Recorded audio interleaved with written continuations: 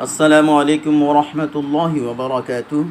محترم ناظرین کرام، آج میں بیان کرنے والا ہوں دعوت و تبلیغ کے بارے میں۔ محترم ناظرین، ہم محنت کرتے ہیں مگر اثر کیوں نہیں ہوتا؟ اس کی 5 وجہ ہے۔ برائے مہربانی ویڈیو کو آخر تک سماعت فرمائیے، اور اگر اچھا لگے تو لائک، کومنٹ اور سبسکرائب کریں۔ دعوت میں اثر پیدا کرنے کے 5 نسخے۔ جو داعی یہ چاہتا ہے کہ اس کی دعوت میں اثر پیدا ہو، اس سے چاہیے کہ درج ذیل 5 کام کرے۔ ضروری علم حاصل کریں، تقوی اختیار کریں، سنت کا اہتمام کریں۔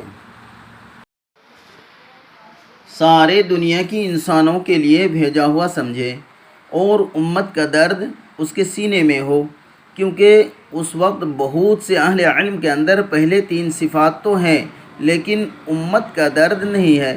اس وجہ سے وہ ڈر پھرنے کو ذلت سمجھتے ہیں، حالانکہ یہ آپ صلی اللہ علیہ وسلم کی بڑی سنتوں میں سے ایک ہے۔ اپنے نفس کی اصلاح کریں، یعنی روح کی بیماریوں کی بھی اصلاح کریں۔ دعوت و تبلیغ حصول محنت الہی کا سب سے بڑا ذریعہ ہے۔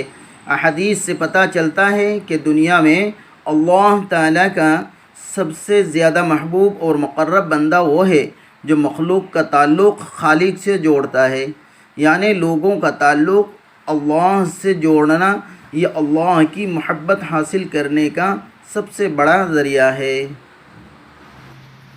محترم ناظرین کرام، یہ ساری صفات ہمارے اندر لانا ضروری ہے اگر اللہ تعالیٰ سے ہماری تعلق جوڑنا چاہو تو۔